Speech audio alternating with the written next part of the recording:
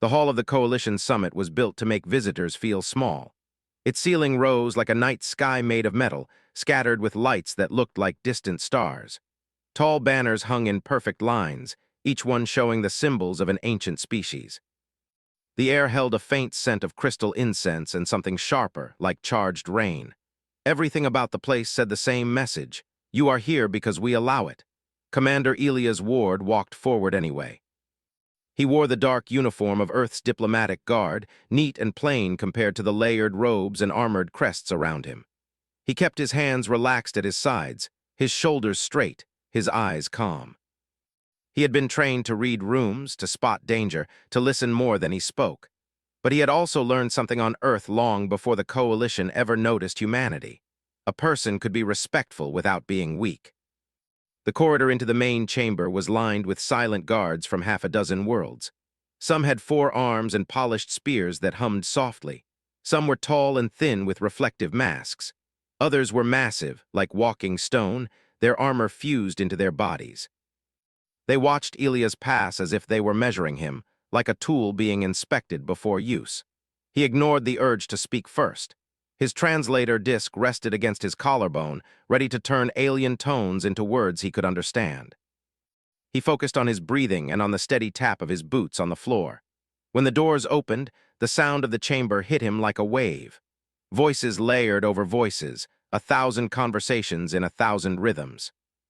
The Coalition delegates sat in curved rows, each group placed with careful logic. Older empires sat closer to the center. Newer ones were pushed outward. Humanity had been given a seat that was polite but not important. At the heart of the chamber stood the central dais, a raised platform shaped like a star. Above it floated a ring of light that slowly rotated, showing the Coalition seal. The seat at the highest point was empty, but everyone in the room kept glancing toward it as if a storm might walk in at any moment. Elias reached the human section and took his position beside Earth's chief ambassador, Mara Vance. She was older, sharp-eyed, and tired in the way only long service could make someone tired. She leaned slightly toward him without turning her head. "Remember," she murmured, "they have rituals, don't improvise." Elias kept his eyes forward. "Understood." A deep chime vibrated through the room. It wasn't loud, but it carried in the bones. Conversations died mid-sentence. The air itself seemed to still. Then the inner doors opened. The Aurelian delegation entered first, as if the universe had been built to allow their arrival. Their guards moved with smooth precision. Their armor was bright but not flashy, designed to shine under any light. Their faces were hidden behind crested helmets shaped like wings. Between them walked robed figures, advisors, priests, nobles, each one stepping as if the floor belonged to them. And at the center came the queen. Elias had seen recordings, of course, every diplomat had. Humanity had studied her image in secure rooms, pausing frames and analyzing her posture, the angle of her head, the pace of her stride. But no recording could capture the feeling that filled the chamber when she walked in. Queen Seralith of Aurelian was tall, even by human standards, and she moved like she had time. Her skin was pale gold under the lights, and her eyes were a deep, calm violet. A thin crown of dark metal rested above her brow, not heavy, not delicate, simply certain. Her robe was a blend of fabric and flexible armor, marked with symbols that looked like stars breaking apart. The room bowed. The motion happened fast, like wind bending grass. Delegates lowered themselves, some kneeling, some pressing hands to foreheads, some folding their bodies in ways Elias couldn't even imagine doing. Even the guards bowed their heads. Ambassador Vance dipped at the waist, the smallest bow that could still be called a bow. The human delegates behind her followed, careful, measured. Elias stayed standing. He didn't do it to provoke anyone. He didn't even think about it as a choice at first. His mind was locked on what he had been taught. Represent humanity with dignity, show respect, keep the peace. He respected the queen as a leader, as a symbol, as the center of a powerful empire. But kneeling? On Earth, kneeling meant something personal. It meant prayer, it meant grief, it meant asking forgiveness. It meant choosing humility for a reason that mattered. It did not mean obeying someone because the room expected it. He held his position, shoulders steady, gaze lowered but not broken. He did not stare at the queen like a challenge. He did not smirk. He simply stood. The silence that followed was sharper than any weapon. Elias felt it spread as people noticed. He heard a faint hiss from somewhere, maybe a shocked intake of breath, maybe a signal among Aurelian guards. A few delegates shifted, confused. The Aurelian advisors stiffened. Two guards near the Queen angled their bodies, subtle, protective. Ambassador Vance's eyes widened slightly. She did not speak, but Elias could feel the question in her stillness. "What are you doing?" The Queen stopped walking. Her gaze turned, slow and smooth, and landed on Elias. For a moment, Elias had the strange sensation that her eyes were not just looking at him, but through him, as if she were reading the shape of his thoughts. He kept his breathing even. He let the silence hang without trying to fill it. Aurelian law was strict. Coalition tradition even more so. A lesser ruler might have reacted with anger, insulted by a human's refusal to kneel. A lesser ruler might have made an example. Queen Sarilith did neither. She studied him as if he were a new kind of star, one that didn't match any map. Then she spoke. Her voice was clear and strong, carrying across the chamber without effort. The translator disc warmed slightly against Elias' collarbone as it worked. "Human," she said, and it sounded like a title, not an insult. "Why do you stand?" Elias did not rush. He chose his words carefully, like stepping across thin ice. "I stand to show respect," he said. "I do not kneel easily, your majesty. Not because I see you as lesser, but because on my world kneeling is a promise. It is given by choice, not taken by tradition." A ripple moved through the chamber. Some delegates looked offended. Others looked fascinated. A few looked afraid, like they had just seen a spark near dry fuel. The Queen's expression did not change, but something in her eyes sharpened, as if he had finally said something worth hearing. "A promise," she repeated. "You refuse because you fear to promise." Elias lifted his gaze just a little, enough to meet her eyes without staring. "No, I refuse because I won't promise something I don't mean." That was when the first Aurelian advisor stepped forward. He was older, his robe heavy with symbols, his voice sharp like polished metal. "This is insolence," the advisor said loudly. "This species is new, it must learn its place." A few other voices murmured agreement. Elias felt the room tilt, like a decision was forming without him. Ambassador Vance began to speak, likely to smooth things over, but the Queen raised a hand. The motion was small, but it carried authority so complete the advisor went silent mid-breath. The Queen walked closer, her steps quiet but heavy with attention. She stopped an arm's length from Elias. Her guards remained a pace behind, still ready. Up close, Elias could see details he hadn't in the recordings. Fine lines near her eyes, not from age but from thought. A faint mark on her neck like an old scar. A calmness that was not softness but control. She looked at him for a long moment. Then she did something no one expected. She smiled just slightly. "Interesting," she said. The advisor's mouth tightened. "Your Majesty," the Queen did not look away from Elias. "The coalition invited humanity to join, did it not?" The grand moderator of the coalition, a tall being wrapped in silver cloth, stepped forward uncertainly. "Yes, Majesty, humanity's entry has been approved." "Then they are not pets," the Queen said. "Not toys. Not future servants." The words landed like stones in water. The ripples reached every corner of the hall. The Queen tilted her head. "Human Elias Ward," she said, speaking his name as if she had memorized it. "I accept your standing." Elias felt his heartbeat thump once hard. He kept his face calm. "But understand," the Queen continued, and her voice turned colder, more dangerous, "standing is not the same as safety." "I understand," Elias said. The Queen's eyes narrowed thoughtfully. "Good." She turned toward the chamber. Her robe flowed like dark water. Her voice rose, clear and sharp. "Let it be known," Queen Sarilith announced, "that this human who does not kneel by instinct will not be punished for refusing an empty ritual." The advisor looked like he had swallowed something bitter. A few delegates shifted uncomfortably. Others leaned forward, eager, like they were watching history bend. The Queen lifted her chin. "Let it also be known that I claim him under my protection for the duration of this summit." The chamber erupted into murmurs. Elias heard the translator disc catching fragments of speech, shock, outrage, confusion, calculation. Even Ambassador Vance froze, her careful calm cracking for a second. Elias' mind raced. Under her protection? Why? That phrase had weight. In Aurelian culture, it meant more than safety. It meant possession in the political sense. It meant a public declaration: "This person matters to me. Touch him and you answer to me," and no one answered to her lightly. The Queen looked back at Elias one last time. Her eyes held something like warning and curiosity braided together. Be careful, human, she said quietly, so only those close could hear. I am not just any woman, I am the queen. Elias inclined his head, a respectful gesture he could offer freely. I hear you, your majesty. She held his gaze for a heartbeat longer, then moved toward her throne. The summit proceeded, but the atmosphere had changed. The speeches sounded the same, trade corridors, defense pacts, resource-sharing agreements, but everyone's attention kept drifting toward the human section. Elias could feel eyes on him constantly, measuring, judging. When the formal session finally ended, delegates rose in waves. Guards moved.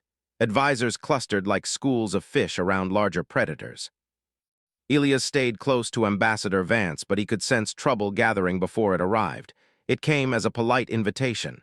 An Aurelian guard approached. His helmet hid his face, but his posture was rigid and perfectly controlled.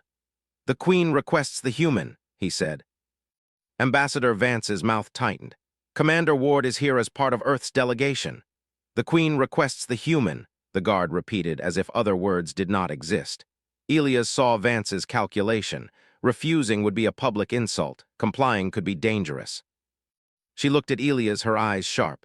Stay aware, she said under her breath, and don't talk more than you have to. Elias nodded. Yes, ma'am. He followed the guard through side corridors away from the main chamber. The walls here were darker, the lights softer, fewer banners. More security. The air smelled cleaner, colder. They reached a private room shaped like a crescent. Its windows were not glass but transparent alloy, showing the starfield outside. In the distance, coalition ships drifted like silent whales. The guard stopped at the entrance. Enter. Elias stepped inside. Queen Seralith stood near the window, her hands behind her back, looking out at the stars as if they were her property. Two guards waited near the far wall, still as statues. The older advisor from earlier stood to one side, his expression tight with dislike. The Queen did not turn immediately.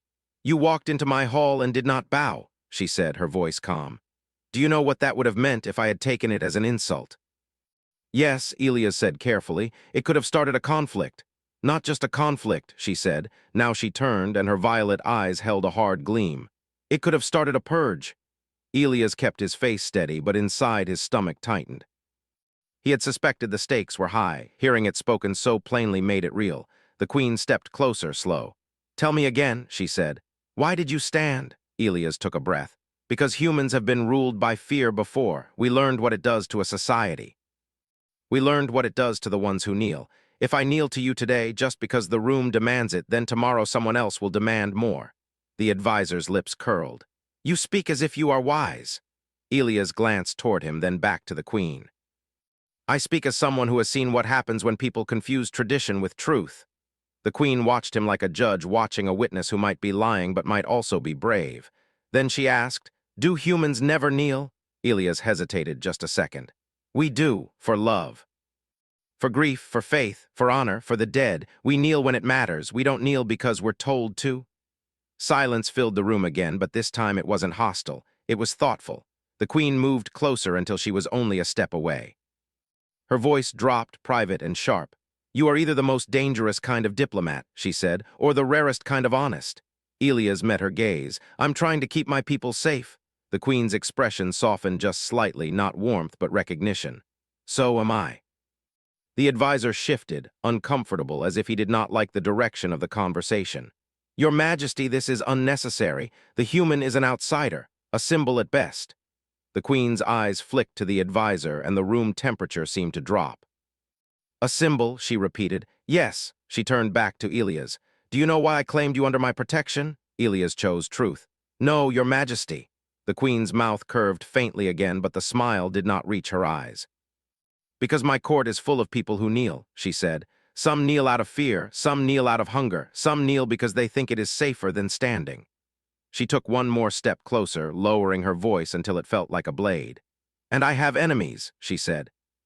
Not outside my empire, inside it. Elias felt a chill run up his spine. Your own people. The Queen's eyes stayed steady. My own council, my own noble houses, my own generals. They smile, they bow, they swear loyalty, then they plan. The advisor's face tightened, but he did not interrupt. He looked trapped between anger and caution. The Queen studied Elias as if she were weighing him.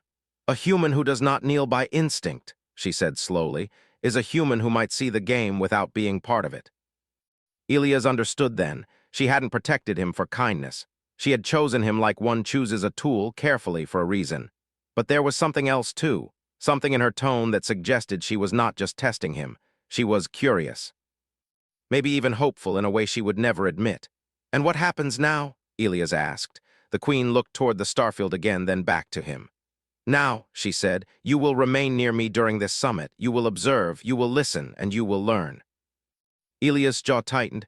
"As a guest," the queen's eyes narrowed, "as a chosen presence." The words carried weight, almost like a quiet warning wrapped in silk. Elias kept his voice calm. "I will not betray my people." The queen nodded once. "Good, do not." "I did not choose a traitor," the advisor finally spoke, unable to hold his frustration. "Your Majesty, you are giving this primitive species too much attention. They will misunderstand. They will grow bold." The queen's gaze cut to him. "They already are bold," she said. "That is the point." She turned back to Elias, and her voice became so quiet it felt meant only for him. "Be careful, human," she said again, but this time there was more behind it, less warning, more truth. "You have stepped into a war older than your species." Elias swallowed. "What war?" The queen held his gaze, and in her violet eyes he saw something that looked, for the first time, like fatigue. "A war of control," she said. "A war where everyone kneels and pretends it is loyalty." She paused, then added, "And you are standing in the middle of it." Outside the window, the stars drifted on in cold silence, as if they did not care who ruled them. But inside the room, Elias felt the unseen lines of power tightening, like a net being drawn. He realized then that the queen had not simply protected him. She had placed him on the board, and somewhere in the palace corridors, behind smiles and bows, someone was already deciding how to remove the human who refused to kneel. The next cycle began with silence. Elias woke before the light panels in his assigned quarters shifted from night blue to soft white. The room was large, smooth, and carefully empty, designed to comfort without revealing anything personal. The walls reflected faint patterns like slow-moving clouds. There were no visible cameras, but Elias knew better. Places like this never missed anything. He sat up on the edge of the bed and took a slow breath. Being under the queen's protection did not feel like safety. It felt like standing under a tall tower during a storm, protected from some dangers but directly in the path of others. He dressed in his uniform and checked the small human device hidden inside his sleeve. No outgoing signals, no incoming messages. The Aurelian Palace allowed him to exist here but not to communicate freely. That was expected. A soft tone sounded at the door. "Enter," Elias said. The door slid open soundlessly. Two Aurelian guards stood outside, identical in armor and posture. Between them stood a female attendant, her robes simpler than the nobles', her hands folded calmly.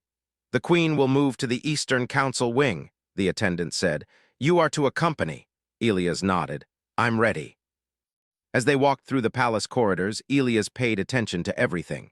The Aurelian Palace was not just a home, it was a machine. Corridors curved gently, forcing travelers to slow down. Doors opened only when approached at certain angles. Walls subtly reflected sound away from private spaces and toward open halls. Everything discouraged sudden action. They passed groups of nobles who bowed as the guards went by. Some glanced at Elias openly. Others looked away too quickly. One or two stared with open dislike. Word had spread fast. The human who did not kneel. The queen waited in a wide chamber lined with tall windows. Beyond them, a massive gas giant filled the sky, its storms twisting like slow fire. She stood alone at the center, hands resting lightly behind her back. "You observe your surroundings," she said without turning. "Good." Elias stopped a respectful distance away. "Old habit." She turned to face him. Today she wore darker armor, less ceremonial, more practical. Her expression was neutral, but her eyes were alert. "Tell me what you see," she said. Elias hesitated, then chose honesty. "A palace built to control movement, guards placed to be seen, not just to protect, a culture that values appearance as much as strength." The queen tilted her head slightly. "And what do you see in my court?" "People who speak carefully," Elias said, "and listen even more carefully." A faint smile touched her lips. "You are not wrong." They began walking together slowly. The guards stayed behind, far enough not to hear every word. "You understand why my council is displeased," she said. "Yes," Elias replied. "I make people uncomfortable." "You remind them of something they would rather forget," the queen corrected. "Choice." They entered the Eastern Council wing. The air here felt heavier. The walls were darker, marked with old symbols carved deep into the stone-like material. Members of the Queen's Council waited around a long table shaped like a crescent. There were 12 of them, each representing a powerful house or military arm of the empire. They rose as the Queen entered, bowing deeply. Elias remained standing as instructed. He felt every eye turn toward him. The older advisor from the summit was there. His gaze was sharp and cold. The Queen took her place at the center. "Begin." The discussion moved quickly. Border tensions, resource shipments, coalition politics. Elias listened, saying nothing. He noticed how often council members glanced at the Queen before speaking, adjusting their words mid-sentence if her expression changed. He noticed how rarely they disagreed with her openly. "Except one, human presence remains a concern," the older advisor said at last. "This one listens to matters beyond his understanding." The Queen did not look at Elias. "He understands more than you think." The advisor's eyes flicked toward Elias. "He is an outsider." "So were all of you," the Queen said calmly, "at some point in our history." Silence followed. Elias kept his face neutral, but his mind worked. The Queen was pushing back, but carefully. She was not crushing opposition. She was watching reactions.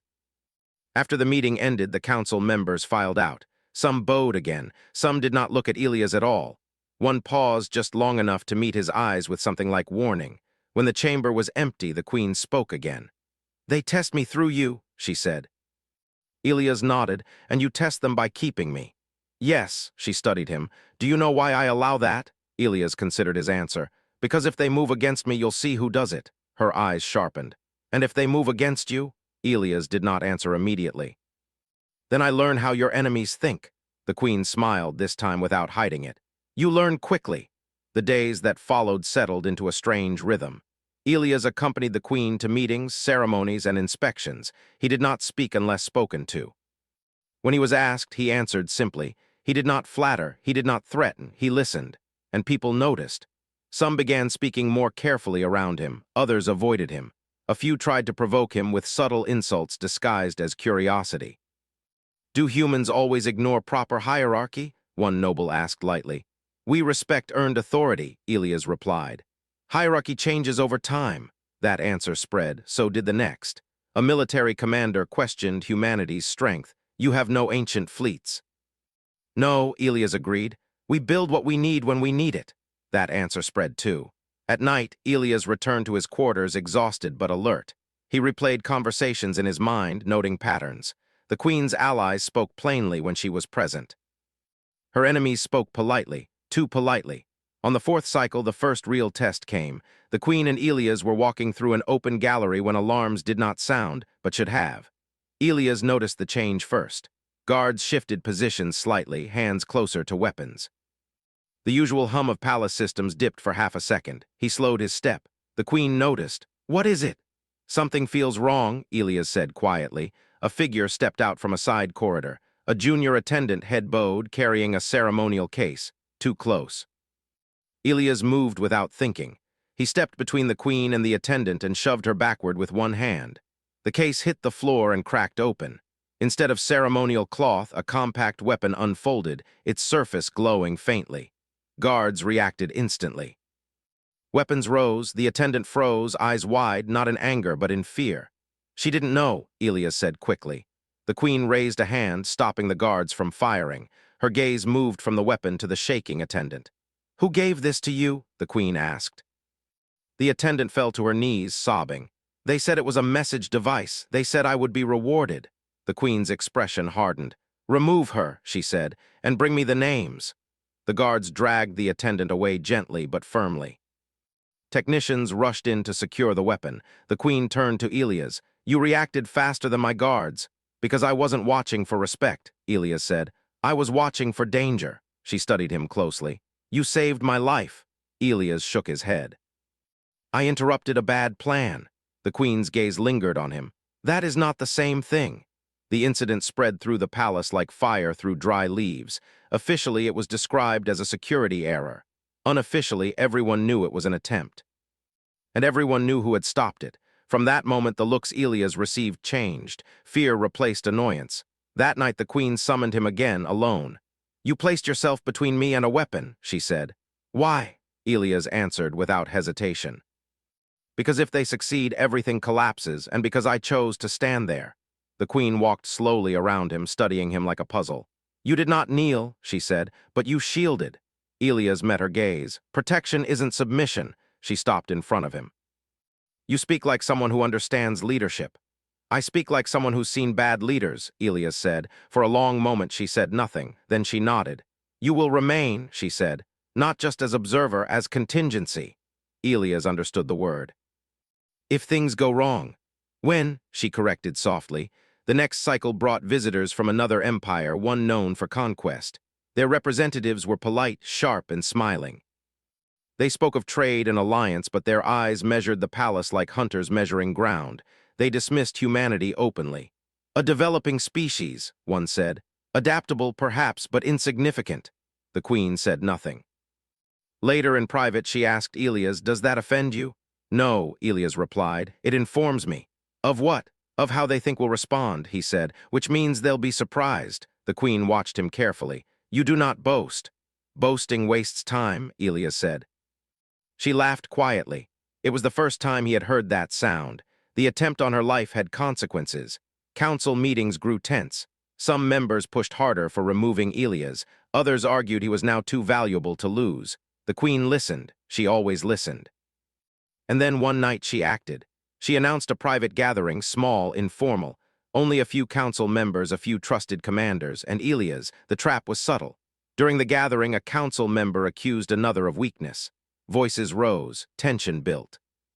Old rivalries surfaced. Elias watched, and then the same older advisor from before made his move. This chaos, he said loudly, is because we stray from tradition, because we allow outsiders to influence us.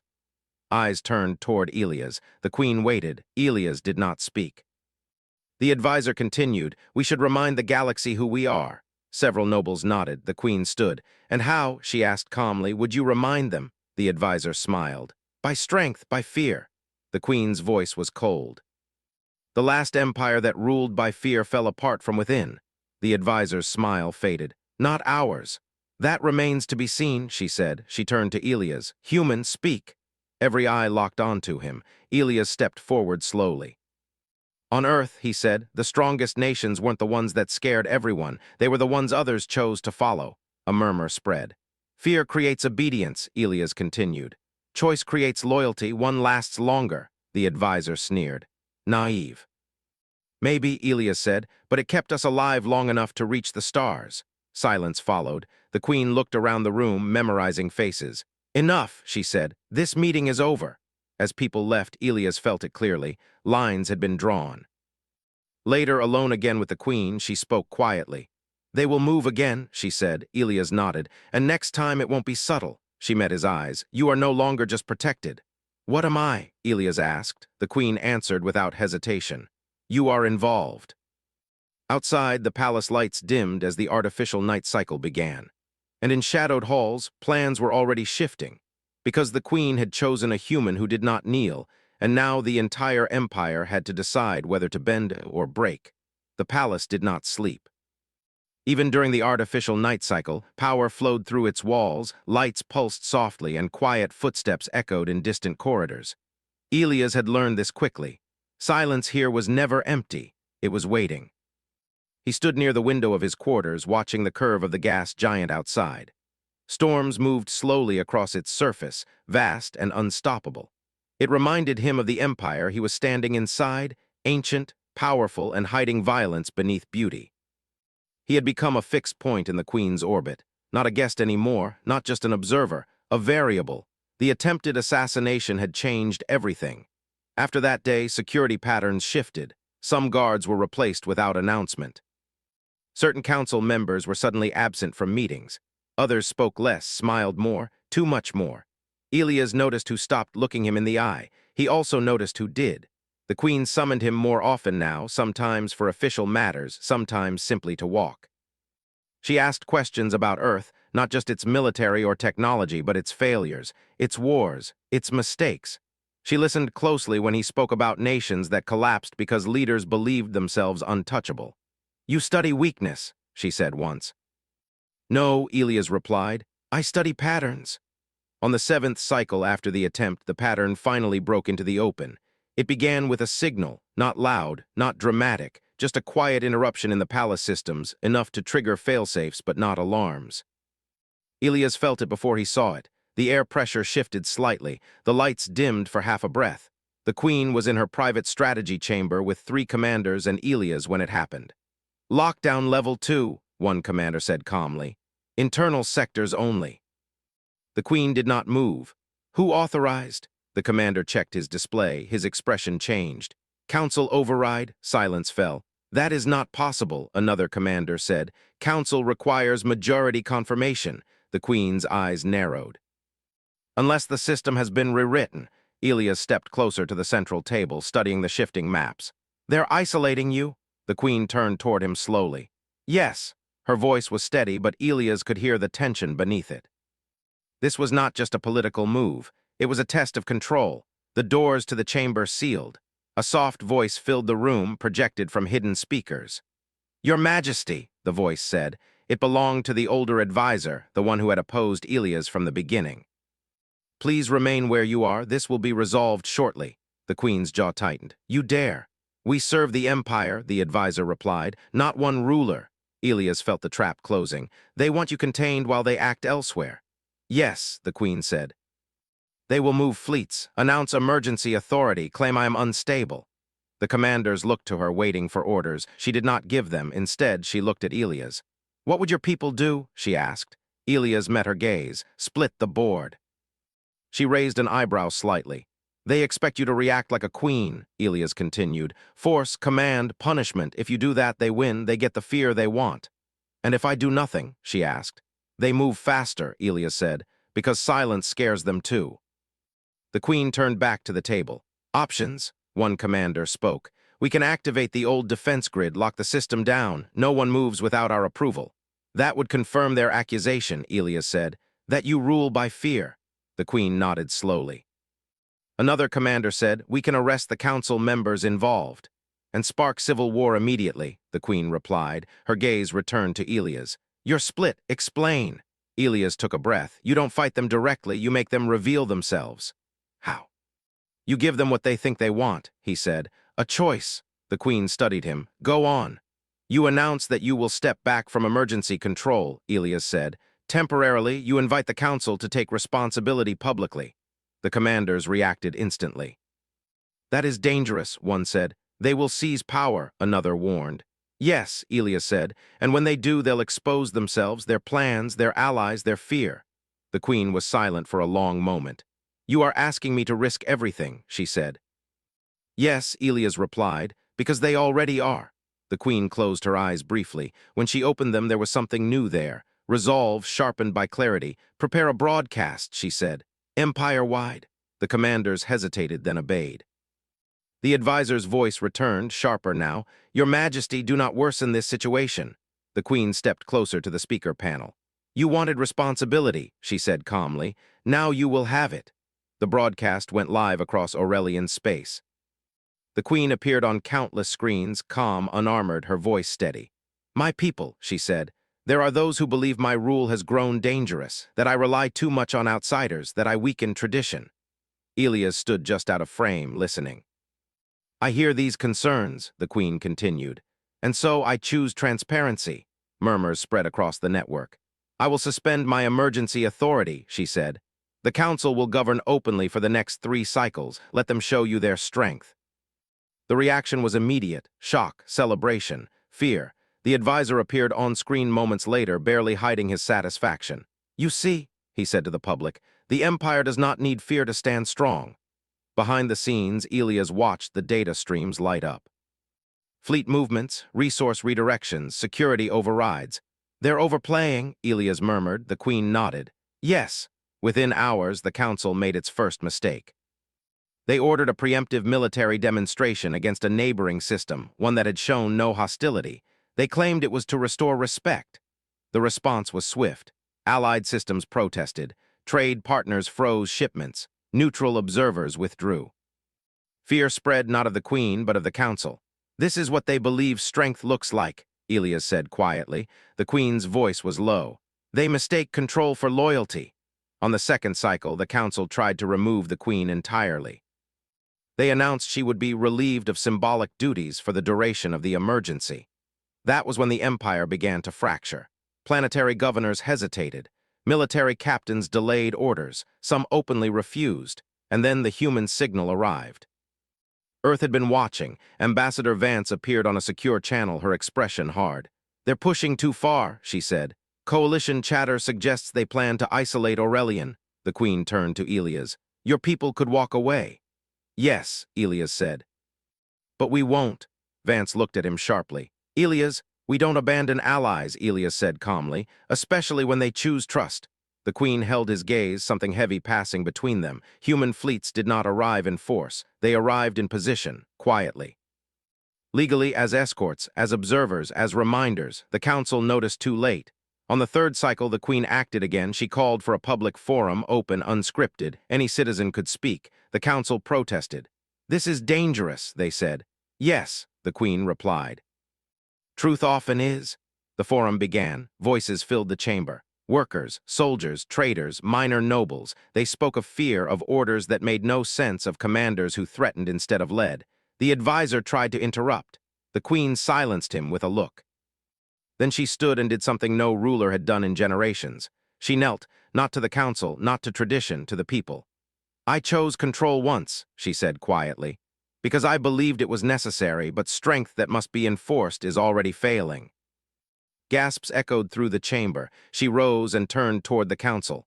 "I gave you authority," she said, "and you used it to frighten, to dominate, to remind others of your power." Her voice hardened. "That is not leadership." The council members protested. Some shouted. Some tried to flee. They were stopped not by the queen's guards, but by the people's. Security officers loyal to the empire, not the council. The advisor backed away, eyes wide. "You planned this." The queen looked at him calmly. "No, you did." The council was arrested publicly, legally, and with witnesses. No executions, no purges, trials. Across the empire, something shifted. Fear loosened its grip. Later, in a quiet chamber overlooking the stars, Elias stood beside the queen again. "You could have crushed them," he said. "Yes," she replied, "and proved them right." She looked at him. "Your people would have chosen differently." Elias nodded. "We learned the hard way." The queen turned toward him fully. "I tied my fate to yours." Elias did not deny it. "You chose to?" She studied him for a long moment. "The empire will change," she said. "Slowly, painfully, many will resist." "Change always hurts," Elias said, "but it heals." She nodded. "You are no longer an observer." "I know," Elias said. Outside, the stars burned steadily. And across the empire, a message spread, quiet but unstoppable. The queen had chosen trust over fear, and she had chosen a human to stand with her when everything was at risk. The empire felt different after the trials, not quieter, not calmer, but lighter, as if something heavy had been lifted from its bones. The palace halls were still busy, still guarded, still filled with careful movement, but the fear that once lived in every shadow had begun to fade. Elias noticed it in small things. Guards spoke more freely. Servants walked without keeping their heads down. Council chambers, once sealed and tense, now echoed with debate instead of silence. Disagreement was no longer treated like betrayal. Change had begun. Queen Seralith stood on the high balcony overlooking the capital world, her hands resting on the rail. Below her, the city spread out in layers of light and motion, alive in a way it had not been before. Ships moved in organized patterns, not in aggressive formations, but steady and purposeful. Elias stood a respectful distance behind her, as he always did now, not because he was required to, but because he chose to. "They still test me," the queen said quietly. Elias nodded. "They always will." She turned slightly, her expression thoughtful. "I expected resistance. I did not expect hope." "Hope is dangerous," Elias said, "but it's also powerful." The queen smiled faintly. "You sound like a human." "I am one," Elias replied. News from across the galaxy continued to arrive. The coalition watched closely. Some empires were uneasy, others were curious. A few were openly afraid, not of Aurelian anymore, of humanity. The story had spread fast. An ancient empire had nearly torn itself apart, and survived not through fear or conquest, but through reform. And at the center of that change stood a human who had refused to kneel. Messages came from smaller species asking for dialogue with Earth. Trade requests increased. Defensive pacts were proposed, not built on dominance but cooperation. Humanity had not fired a single shot, and yet its influence was everywhere. Ambassador Vance arrived 3 cycles later, stepping into the palace with the same careful confidence she had always carried. She met Elias in a quiet corridor lined with living crystal. "You caused trouble," she said, her lips twitching. Elias allowed himself a small smile. "I stood still." She studied him closely. "You've changed." "So has the galaxy," he said. The Queen received the ambassador personally. The meeting was formal but warm. When it ended, Queen Seralith made an announcement that echoed far beyond the palace walls. "Humanity," she declared, "will no longer be considered a junior species within the coalition." The reaction was immediate: shock, debate, protest.